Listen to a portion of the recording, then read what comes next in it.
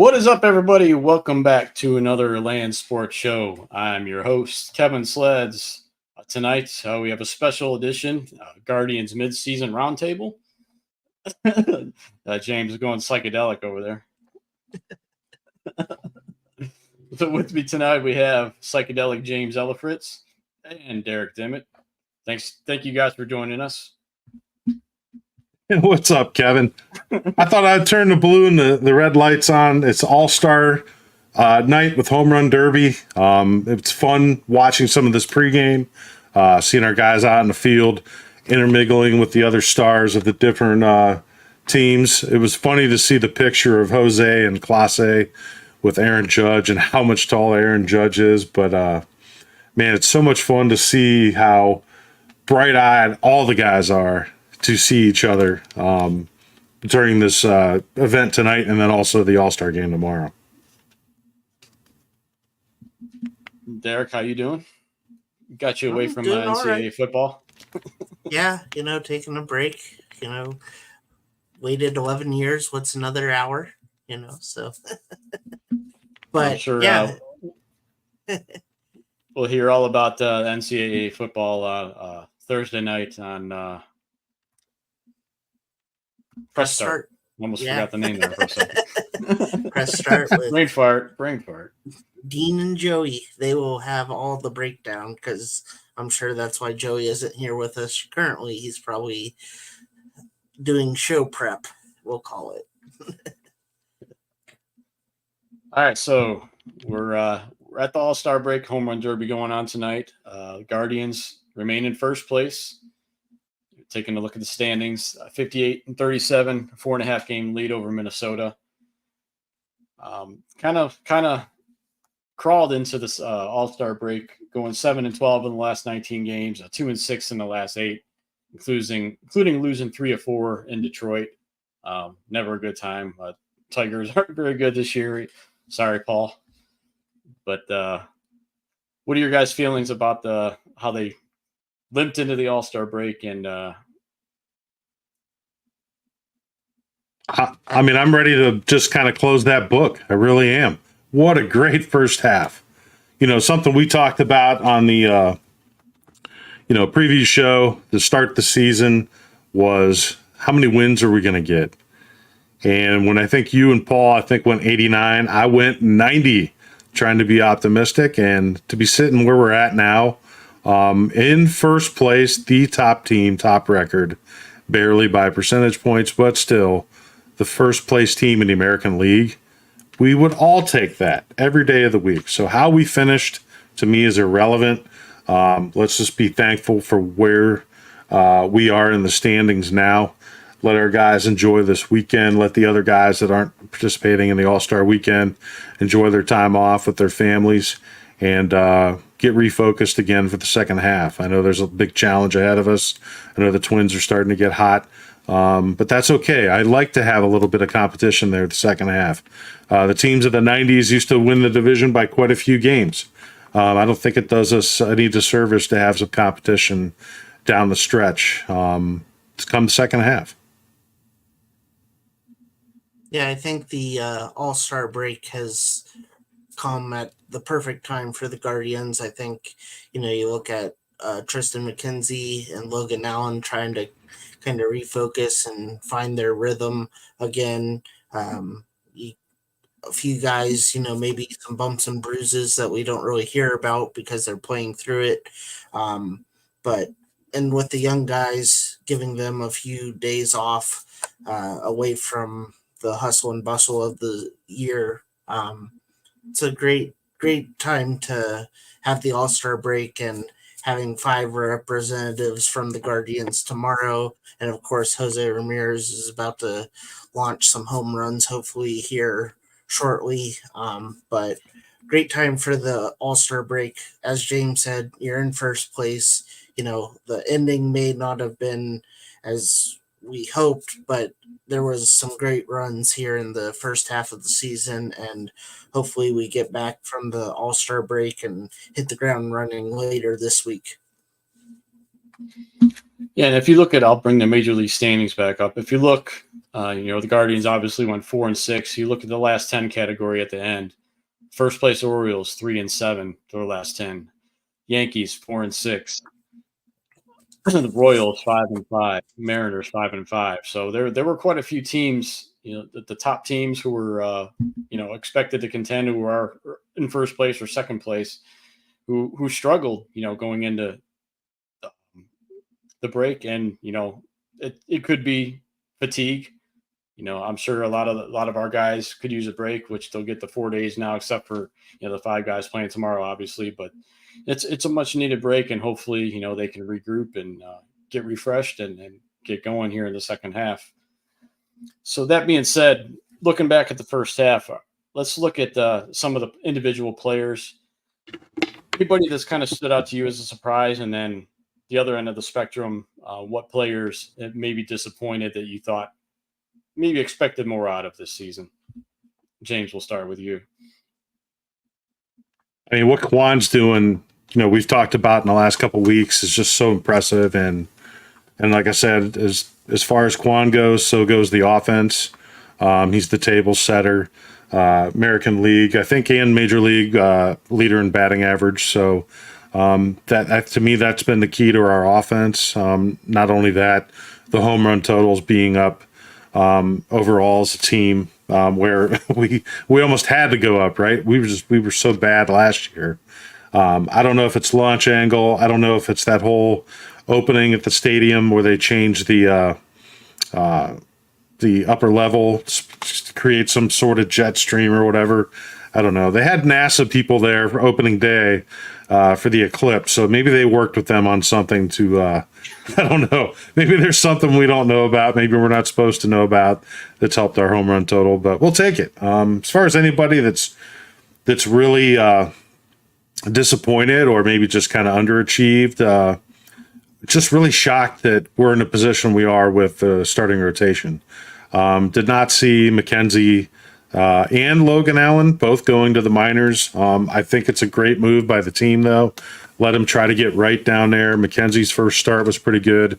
I missed Logan's. I didn't see what he did down there, but it sounds like that Tristan, his issues are not injury related, from what the reports that I've heard. So that's good news. So I think he's going to be an addition. And I think Logan, I believe both of them will be back in the rotation during the second half. So I think that's the thing. The Bieber, the 2 starts he had and then gone on is very unfortunate. But my goodness, can you imagine where we would be with Shane Bieber? So yeah, I'm just really thankful. The attendance, the fans showing up at the park. It's just been a great first half.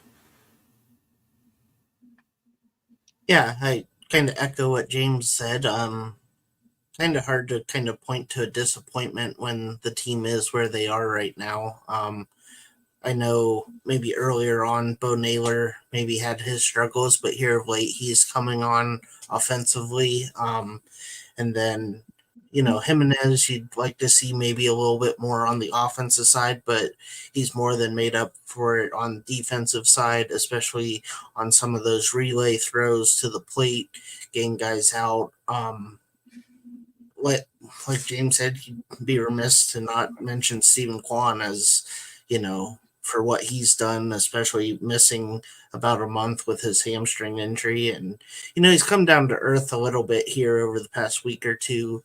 But again, that could be fatigue, kind of like we were talking about. And like you showed with the standings, it's kind of, it's not the dog days of August yet, but I think the players' bodies know when the All-Star break's coming. And especially if you're a team that some of your stars are going to the game to represent your team, they don't get that full 4 days. And yeah, the All-Star game isn't, highly contested, but it's, you're still on your feet for those 9 innings or 5 innings, whatever they end up playing. So you kind of keep that in mind, but disappointing. I know Tristan isn't saying it's injury related, but something's going on. I know his velocity's there, but the control seems to have escaped him here of late.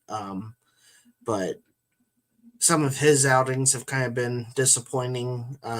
Logan Allen seems to kind of hit that sophomore wall.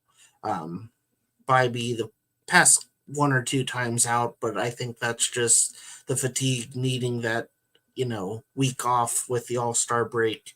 I think he'll definitely bounce back as we come out of it into the second half. But yeah, all in all, Stephen Votes far and away exceeded expectations as a rookie manager.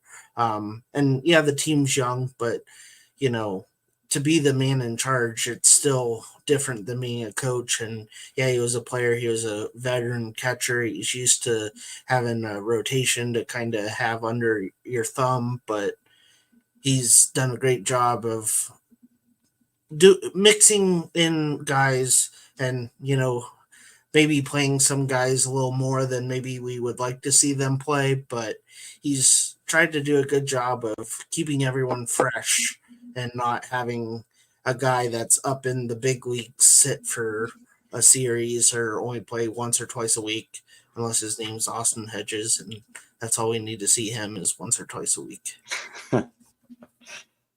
I think for me, my biggest surprise has been Lively, kind of picking him off the scrap heap.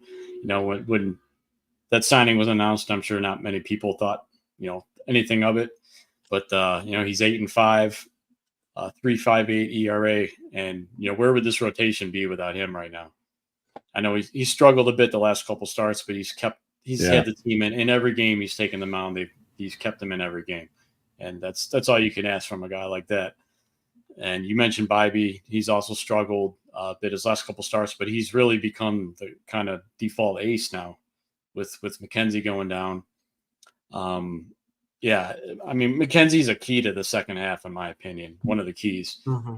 They got to get him straightened out. I mean, it's like you said, it's not the velocity. He was throwing 96 in his last major league start. He had a good first start down in Columbus, but again, the thing that's plaguing him is the control and the home run ball.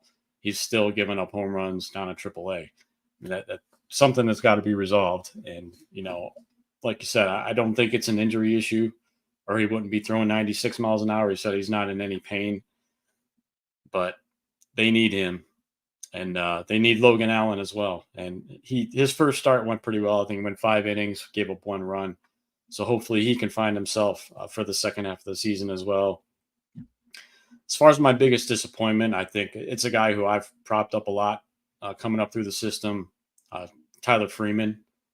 I thought he was an easy 290, 300 hitter at this level. He's done it at every level, just a pure hitter, but it hasn't translated this year. I mean, he's barely hitting 220. We'll bring up the stats here.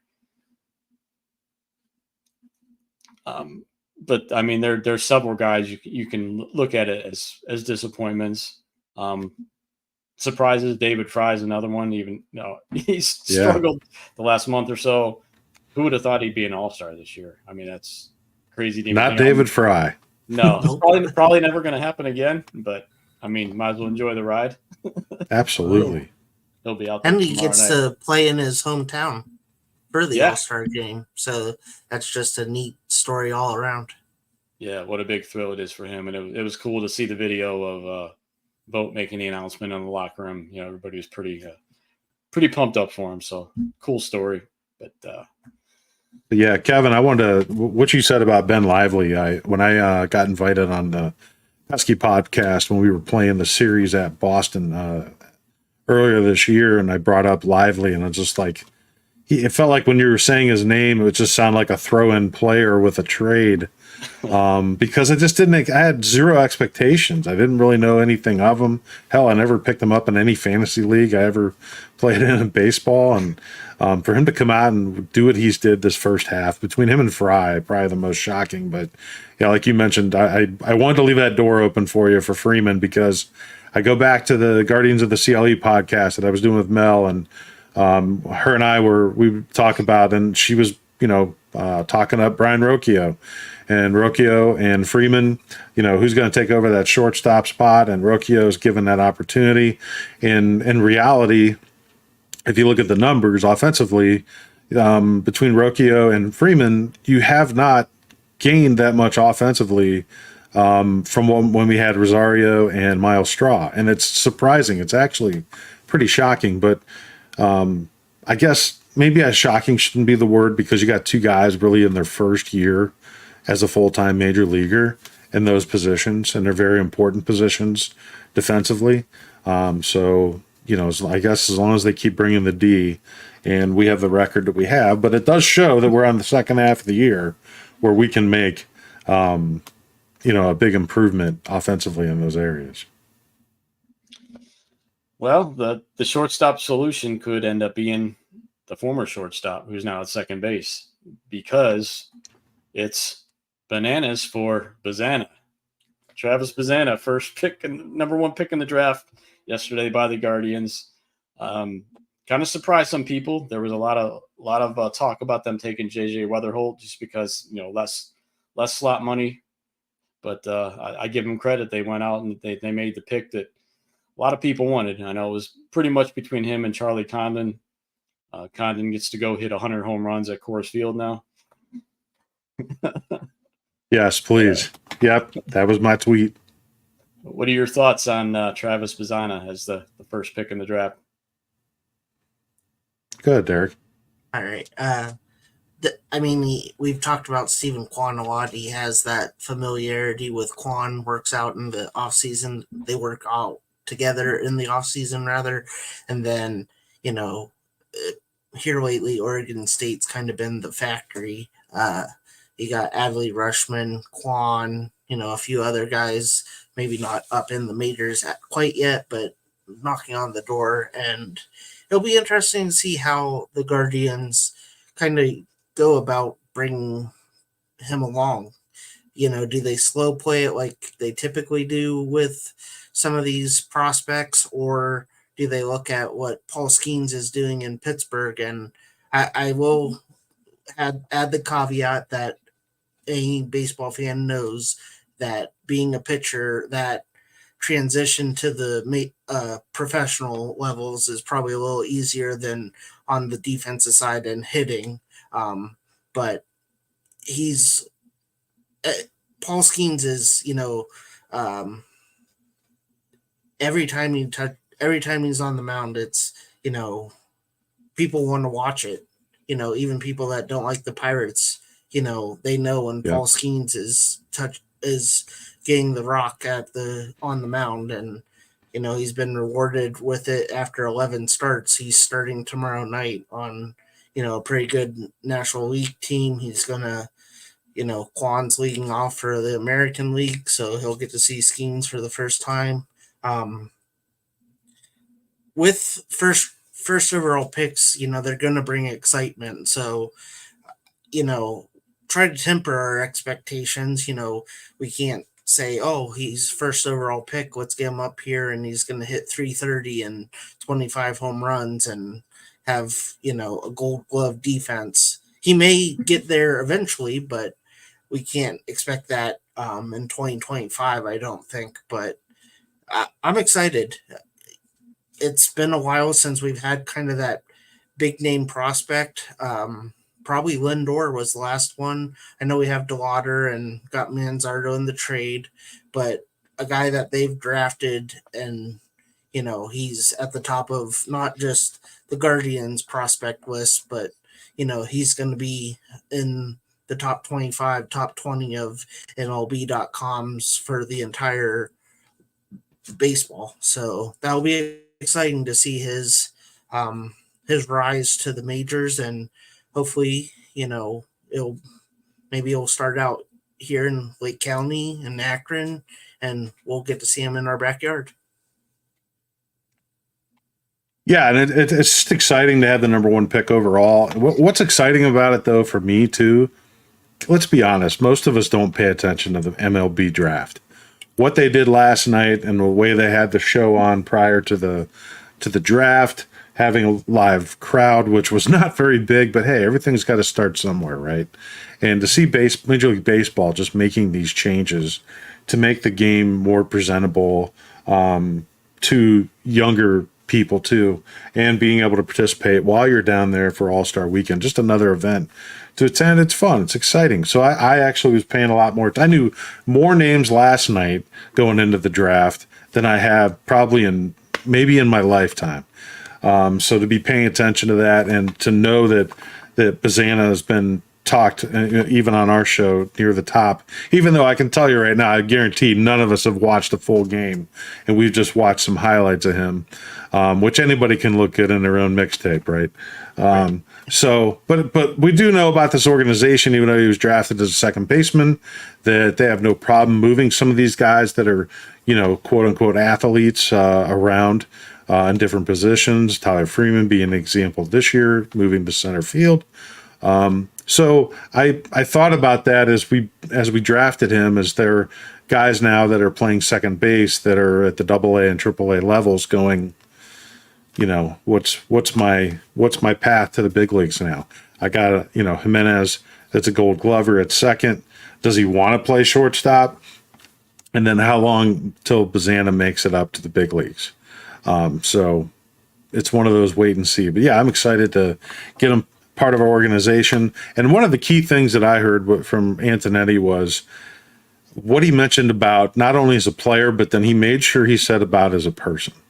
And as we're learn more and more and read more reports or watch more interviews with our front office, and how important that is to the culture that we have, the winning culture and the culture in the clubhouse, and how these guys get along off the field as well. So I really think what we've built as an organization right now it's special. And to do it playing Moneyball, basically, is even more special based on, we all looked at how much money the Dodgers spent in the offseason and went, damn, how are we going to compete with that? And how many wins do we have more than the Dodgers right now? Isn't it like 2? I think Dodgers have like 56, something like that. So it's only the Phillies that are ahead of us in wins for the first half of the season. Who saw that coming? I mean, I know my prediction was try to shoot for that 2 seed going into the playoff, win the division and go to that. But right now we're sitting at the 1. What a place to be. But obviously the team's not going to be content. Grateful to have it, the number 1 overall pick now joining our system to show more success for our future and probably very near future. Well, Antonetti did say that he's coming into the system as a second baseman. He did mention he has the athletic ability to possibly play other positions, but he's coming in as a second baseman. So it'll be interesting, if he makes the leap next year, what happens with Jimenez. Like you said, is he interested in going back to shortstop? That's his natural position, but he's a Gold Glover, Platinum Glover at second base. So it'll be interesting to see there, but hey, it's a good problem to have.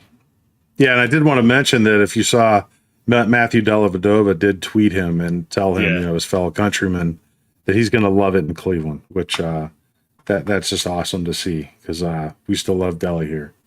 Yep. Oh, yeah. I did see that. So as far as the rest of the draft goes, yesterday they picked a high school pitcher who was one of the top high school pitchers in the country, and then a catcher, which was much needed because behind Bo, there's not much except for besides Cooper Ingle, who's down at Lake County right now, who actually may get bumped up to Akron if the new catcher that they drafted, I forget his name. Let's pull up the list here. Velasquez? Jacob Cozart. Yeah. Who? So if he starts at Lake County, I see him. Yeah. That'll bump Ingle up to Akron. But so they go second base, high school pitcher, catcher, and then the next 8 picks, all pitchers.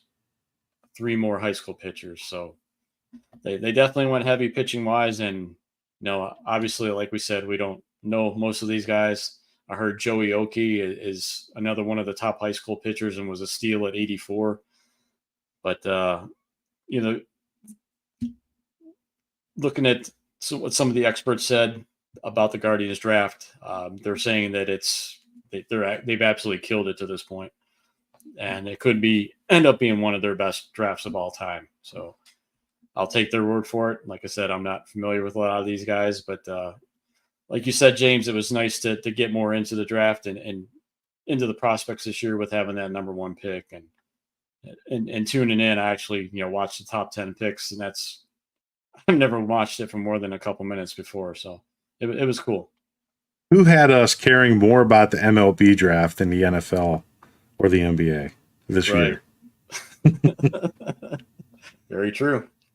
And did I see a Mobley at the bottom of that list? Did we get the third Mobley brother to try to get Evan Mobley to sign that extension? Yeah. Is that That's Chase well cut Mobley? off. Chase Mobley, no relation. Yeah, Chase, you out there? No relation to Evan and Isaiah. Oh, okay. Just want to check. All right, so we got the trade deadline coming up at the end of this month.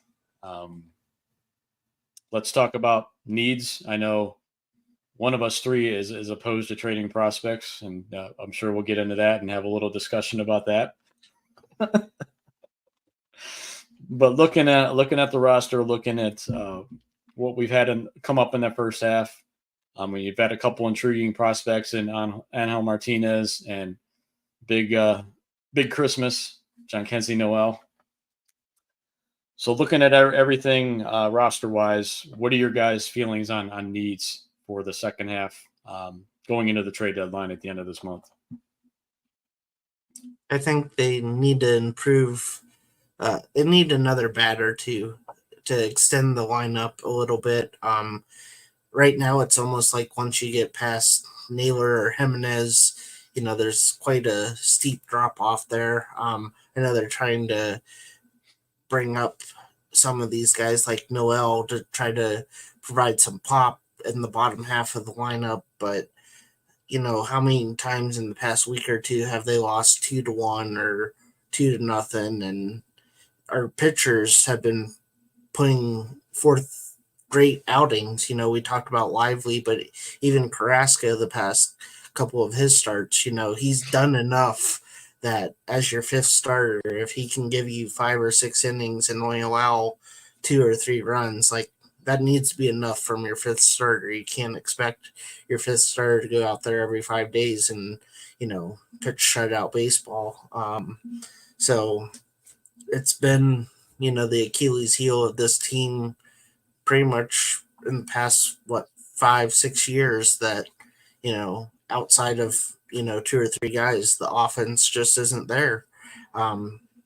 And I know we've seen some of these young guys come up, and I know a lot of them are small sample sizes, and even with Tyler Freeman, moving to the outfield, keeping that in mind. I know he did it a little bit in the minor leagues last year, but it's still a big change. We can say baseball's baseball, and that can be true, growing up and playing multiple positions, even in high school. But when you reach the professional levels and you're focused on 1 or 2 positions, and then they're throwing you out in the outfield and just different things to think about. But yeah, I would love to see another starter. I know they went out and signed Matthew Boyd, and Antonetti has kind of tried to limit people's expectations maybe as we get into the trade deadline. Temper expectations there. That's what I was thinking. That maybe that top of the line starter isn't out there to be moved. And ever since they've extended the playoff field to add another wild card team or 2, more teams are in the race, even at this stage of the season, than there were 5 years ago, 6 years ago. But yeah, definitely need to improve. I know we can point to the bullpen's ERA, but outside of maybe 2 or 3 of them, do we really feel that confident when they're taking the ball at the mound? Barlow's had his struggles throughout the first half. Sam Hinches is back on the injured list. Things like that. Like the teams in first place, we need to make the move. Kind of like they did in 2016 when they went out and got Andrew Miller. And yeah, it stinks sometimes to think about trading these prospects, but like James made mention to, you have these guys that are second and shortstop, and Akron and Columbus. Well, now Jimenez, platinum glover, and the number one overall draft pick are probably going to be your second baseman and shortstop, one way or the other. So what do we do with these guys? Do we try to make them right fielders or center fielders, or do we try to move them, package them together with maybe some other prospects like a George Valera or someone along those lines, and try to go out there and get someone that can help them here in the second half of 2024 and possibly beyond that? Yeah, for me, it's about what do the other teams want, in order to get some of this pitching back. What do they want? And we're going to have to give up something to get something, obviously. It's tough because, we're talking about, we all think that in the second half, McKenzie and Logan Allen will join the rotation. Is that fair to say? At some point, they're going to come up. My question is, does Joey Cantillo come up? Does Doug Nikhazy, who's just been at AAA for a cup of coffee right now, and as well as he's continued to pitch at the AAA level, does he get a shot if we don't make that trade to get another starting pitcher, just because of what the asking price is going to be for somebody even middle of the road, somebody from Toronto, hopefully that with our relationship there, maybe.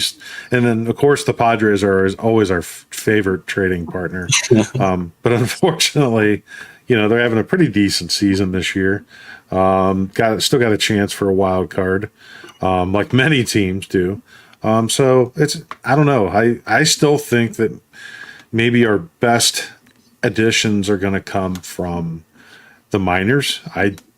As much as that kind of, it goes against what I've been saying last year, even on Guardians of CLE, is the fact that what I'm looking at is the American League standings. How do we keep Baltimore? How do we keep the Yankees in the ballpark? The Astros are creeping in too. We all hate the Astros. I think that's fair to say. And some of the veterans that are on that team that's been there, done that with Altuve, who I can't stand, and Alex Bregman. But what can we add to this roster that's going to help us on playoff road games? That's what I always continue to look at. Whether we're talking Browns, whether we're talking Cavs, or we're talking Guardians, what is that veteran leadership? And I think it does have to do, a lot of that started with the Austin Hedges signing. And I think it's paid dividends, not at the plate, not in the box score, but definitely in the clubhouse and the culture, for what we paid for him to join our ball club. But I think we need somebody that's kind of has that stature that can also come off the bench as a veteran bat when we need a pinch hit or a start, because he has a great career record against a pretty good starting pitcher that's also a veteran. So that go head to head. Those are the things that I'm forward thinking and looking at down the road, playoff matchups, and how can we get out of these tough spots? And do we have the guys that can do that? Talent's one thing, but experience, the longer the season goes, the more experience comes into play. Yeah, I think, like you said, Allen and McKenzie, maybe not at the start of the second half, but we'll see them again at some point. And, Antonetti mentioned the challenge of acquiring a starting pitcher with less available and more teams in the hunt. Yeah, obviously the price is going to be premium for whoever you're trying to acquire. So I think they're going to try to get a starting pitcher. Obviously, as Derek mentioned, Matthew Boyd coming off Tommy John surgery. Rupart's already, he's looked good so far. He's expected to join the rotation in August, so maybe they can get something out of him. A lot of times guys come back stronger from Tommy John, so hopefully that's the case with Boyd. But you got those three, and as James said, I think if McKenzie and Allen come up and they struggle again, and we aren't able to acquire another pitcher, maybe Cantillo gets a look, maybe Nikhazy gets a look, who's been lights out at AAA so far, 17 scoreless innings. I think they'll maybe get a look at one or two of these guys if they don't acquire a starting pitcher. Maybe they go out and bolster the bullpen even more, since they can't. If they can't get a starting pitcher, Hunter Gaddis and Cade Smith have been unbelievable here in their first years in the bullpen, but will they be able to carry that into the second half and continue, the rest of the season? You mentioned Hentges on the injury list again, so maybe another back end bullpen arm would help, and then a bat or two. That right field position, it's been kind of a revolving door. Will Brennan, Jonathan Rodriguez has had a couple cups of coffee up here. I'd like to see him for the time being get Noel in the lineup, just that power presence. I mean, you talk about a guy who's exciting to watch when he's in the lineup, it's him. Now, obviously, he's going to strike out a lot, but just that power presence. I mean, we've seen it in a limited time with the 4 home runs and the pinch hit home run the other night that almost hit the ceiling and down in Tampa Bay. So I'd like to see him get in the lineup more. And, maybe an infielder and an outfielder, because, the shortstop's another position that's, you mentioned Rocchio struggles. It seems like they want to keep Angel Martinez in center. He's kind of supplanted Freeman in center field. Hopefully he can keep up, doing what he's doing, but what are they going to do with shortstop? Does Juan Brito get a shot at some point? Jose Tena, so we'll see. If they don't acquire bats or pitchers, you're probably going to see some more guys come up from AAA and get an opportunity. All right, so it's that time. It's prediction time, second half. Let's throw away the win totals that we predicted in the beginning of the season, and let's go with a new win total.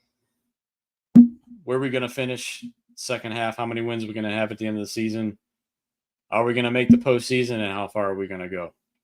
James, we'll start with you. No pressure. Well, I'm not going to dump anything on my head this year, since I'm not outside. Darn. Wow, it's just how do you? We talk about trying to pick up where we left off, like 2 years ago, where the team was coming off a high, and then last year we just were kind of flat.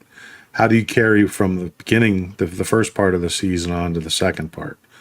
Hopefully with still the same confidence and the same approach as trying to win every day, win every game. And today's a new day. Today's a new game. Keep that same approach. And I'm hoping that, win total, I'm going to go with my lucky 92. I'm going to go up a couple games. I think we win the Central. I think it's going to get a little tighter the second half, which, like I said, I'm not opposed to some competition, because I think this young team needs a little bit of that, because you're going to need to feel that pressure a little bit prior to going into postseason. Do we get the 1 seed? Do we hold on? It's going to be tough, because you got your big spenders are going to be able to add more to their team, and it's going to be tough to be able to stay on top of that. But if we can do that, what an amazing year just stopping right there. No matter how far we get in the playoffs, to have Stephen Vogt, our rookie manager, lead us to the 1 seed would be phenomenal. And I would take that all day. And you get your first round bye, so you wouldn't have to deal with the wild card round. I want to avoid the Astros at all costs. 1, because I hate them. I don't like to watch them. Anything. 2, can we win 3 rounds? Can we win a division series? Can we win an ALCS and a World Series? Can we do that with the starting rotation where we're at right now? Got some work to do. I don't feel confident that we can get that far yet. So depending on who comes up, who's added at the trade deadline, I still see a starting pitcher being a need. So where it comes from, I don't care. But I think there's going to be somebody that never pitched an inning in this first half of the year that's going to join that rotation and somehow help lift us and take us pretty deep in the playoffs. I'm not going to have us as World Series champions. I'll go ahead and back off on that. But I don't want to limit this team either, because of the way they approach the game and the way the culture is in that clubhouse. So go prove me wrong. Go win the World Series. Go end the drought. How you do it, I can't wait to watch the rest of the story. Mr. Dimmitt? Yes, I think 90 wins is a good number. I know James went 92, so I'm kind of hedging a little bit there, but I think 90's probably a magical number to get the division title. Um, and then from there, it'll depend on the matchup.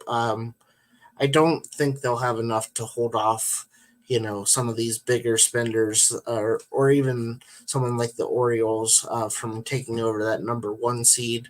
I would love to be proved wrong for that, but um, until the trade deadline, that's kind of hard to prognosticate here, because how the teams look now can look not completely different, but like James said, if the Yankees go out there and are able to add, a top line starter, and then they can throw Cole, Cortez, whomever they acquire at you for 3 games, 3 of the 4 or 5, it's going to be hard to win 3 games or 4 games that way. And then with the Orioles, they have a lot of young talent. And as James said, sometimes the lights get a little too bright on some of these younger teams.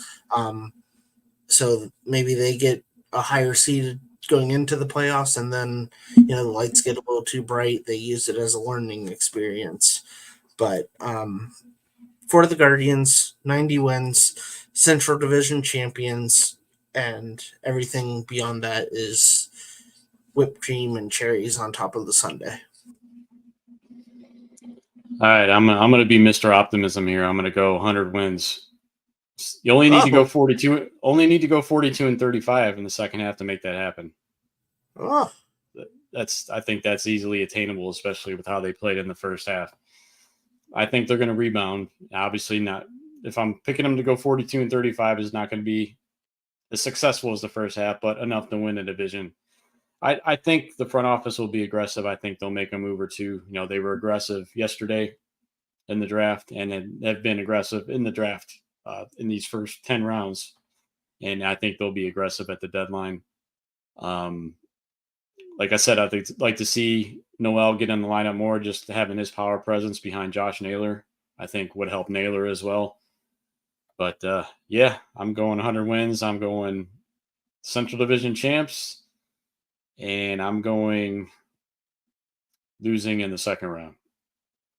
I just think in the end, unless they acquire a big time starting pitcher, they just don't have enough with the loss of Shane Bieber and McKenzie's problems. Unless he suddenly finds it in the second half, I just don't think they have the pitching.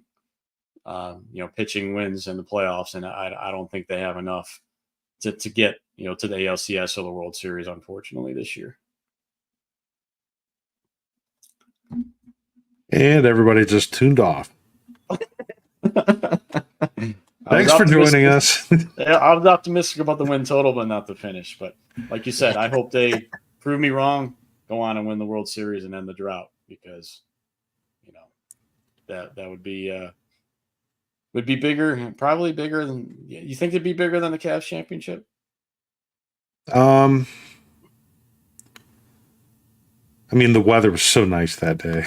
It was. As far as you're talking people downtown, I mean, the Guardians have been around for a lot longer. So maybe I would say there's more baseball fans than there are basketball fans. But I think at that point it becomes about age. I was born in 1990, so at the time the Indians. When I started to understand sports, that was 95. So I didn't know the struggles of Cleveland baseball. I was kind of lucky enough to be born right when everything was taking off and stuff like that. So I think people my age, there might be kind of more excited. My age and older may be more excited about a World Series compared to the NBA championship, where people younger maybe felt more towards the Cavs. But then again, there were older people that just wanted to see one of the big three win. Whoever it was first, whether it was Browns, Cleveland, or the Indians or the Cavs. But I think if everyone took a step back, I think it would go Browns, Guardians, then Cavs. And for most of us, all we've seen is the Cavs, so that's the only thing we can base it on. So you were 5 or 6 in '95, 5. James. Dude, But I was buying champagne in '95 when they won Game 6 in Seattle. Me too. My grandpa had a Limburger cheese party, and it smelled What? awful.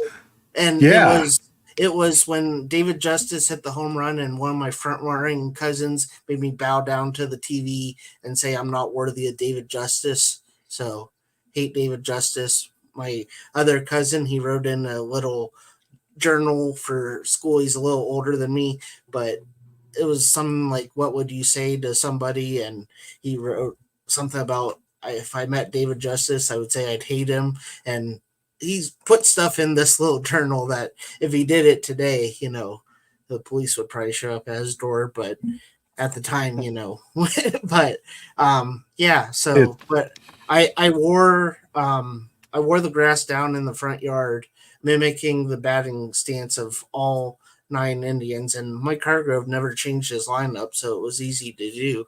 Lofton, Vizquel, Baerga, Bell, down the list. So, but yeah, how could you take any of those guys out of the lineup? Right. Exactly. It's true. Well, there is no reason to change it. Right. Plug and play. Yeah. So, but that was fun, and now my son just turned 6, so it kind of makes me kind of think back to those days, of starting to love baseball and love sports as it is. And now look at me, I'm here on podcast with you two, fellow sports lovers, talking about the game we love and the team we love. And we have 48 people watching right now, so we're not the only ones. And even if you're a bot, we're happy to have you. Yes. we love you, Alexa with 3 X's. Thank you so much for watching. No, I mean, Kevin, could you take away your memories from my memories were maybe a little bit early 70s to the beginning of the 80s, really. Could you imagine taking away the memories of being at the old stadium and everybody sharing the same trough in the bathroom, taking a piss, to sitting behind a pole way up in the upper level in an 80,000 seat stadium, watching bad baseball? Like, the giveaways were some of the greatest things. They used to have the giveaways. They had a t-shirt giveaway. I remember the one year, I think it was Trident, and they had a ringer tee. It was a white tee with blue ringer tees or on the sleeves and the neck. And they gave away the gum. And in order for you to get the gum, you had to go back behind the outfield wall to get it. And the way they gave it out is they took the box and they dumped the box of gum on the table, and you just grabbed what you wanted.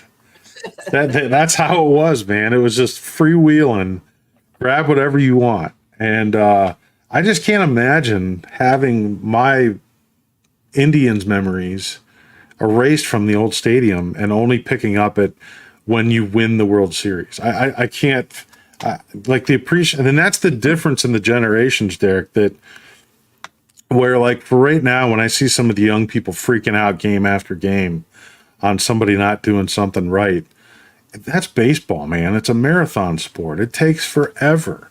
And just because we've won so many division titles, just like Kevin, I can remember being in the AL East and never having a chance.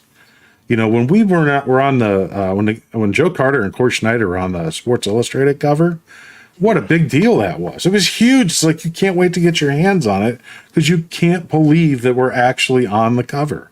And then we go out and we lost 100 games that year, I think, right, Kevin? Yeah. I mean, it had nothing. You talk about a Sports Illustrated jinx with somebody, or a Madden cover jinx. Man, we couldn't win for losing, man. When Ozzie Newsome, when they beat the Jets in double overtime, still to this day, one of my favorite games I was ever in attendance at in the playoffs, January 1987, when Ozzie made the cover and we got that covered next week and the drive happens against Elway. It's like, is it the cover or are we just not good enough? And that's the answer. We've talked Cleveland curses, and I love the 30 for 30 that Andy Billman did on Believe Land, and that's our name and that's our media group.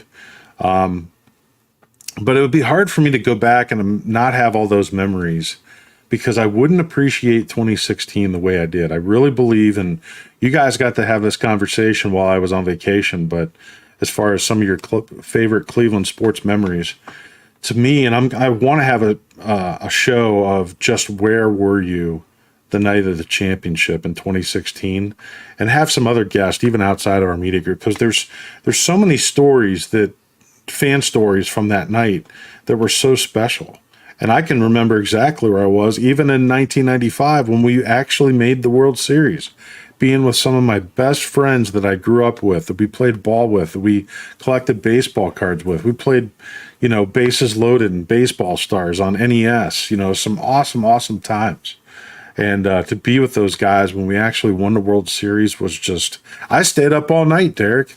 I was driving from store to store to get the newspapers to see that the Indians won the pennant on a newspaper. And then the shirts that came out and the hats. It was just like, I'd never experienced that before. Other than some of my, my college teams when Florida State won the national championship in '93, but still, I live in Ohio, so it's not like I got to go in Tallahassee and celebrate with other Florida State fans. And then to tell your David Justice story, I have a unique story to that, because when David Justice scored the winning run against the Pirates, when Barry Bonds stayed too deep in the outfield on that shot that scored Sid Bream from second, that was a super special moment for me. I was in my basement at our house in high school. I had a black David Justice Atlanta Braves shirt. I had my Braves hat. Braves were my number 2 team. And I was so happy that night that the Braves made it to the World Series. It was awesome. But then in '95, I can't celebrate because they beat my number 1 team, my hometown team, my Cleveland Indians. And it was just a weird, awkward situation. But it was very easily just disappointing not finishing the story here in Cleveland. Our Cody Rhodes kind of thing. It's funny you mentioned Municipal Stadium. I grew up 10 minutes from downtown. Used to go to 20, 30 games a year with my grandpa. And I don't know how many times we got seated in the upper deck right behind a beam with like 2,000 people in the stadium. Like nobody. And you're still behind a beam? Yeah. You got all these seats. I'll never forget.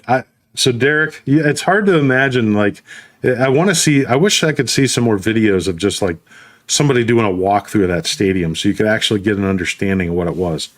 My dad and I were sitting there opening day one year against Baltimore, and this guy walked up in the upper level. We were about left fieldish, and this guy goes all the way to the very top of the steps. And then at the very top, where the beams were that went out to those poles that you got stuck behind sometimes, this guy walks out, gets on the beam, and he walked all the way out on the beam to the one that you would get stuck behind, and he stopped. And eventually, security saw him up there. The security started going up the steps, but he was able to make it back to the upper level, the last row, and then he ran down another section, and then he fell down the steps, but they still couldn't catch him, and then he ran down the remember that looked like a bridge, that ramp that you had to walk up in order to get to your section? Yeah, he went sprinting down that way to avoid the security. There's so many old stories from that stadium, man. I still have dreams that I'm at a game there, and I get pissed when I wake up. Yeah, I've got so many memories. The one time my grandma went with us, I remember playing the Blue Jays, and I can't remember who it was from Toronto, hit a home run. And she stands up and starts cheering. My grandpa's like, "What the hell are you doing? Sit down. That's the wrong damn team." And starts screaming at her. Never took her again. That was her first and last game. What are you, Canadian? So, yeah, well, I'd love to have a show like that sometime, just going back and talking about memories from the past. That'd be a blast. I definitely absolutely. And I'm hoping for the current memories that Jose gets up here pretty soon, because Bobby Witt Jr. had a nice first round. Looked like he had 20 home runs. So yeah, he's going to be a thorn in our side for years, unfortunately. Yeah. And you know what? I hope he stays in Kansas City. Me too. Yeah, I agree. All right, I appreciate you guys joining us. We'll hop off so we can all see Jose do his thing. And everybody enjoy the All-Star game tomorrow night, rooting on our guys. And hopefully we have a great second half in store for the Guardians. 100 wins. That's right. You heard it here first. 162. You heard it here first. All right, guys. We will talk to you again next Monday.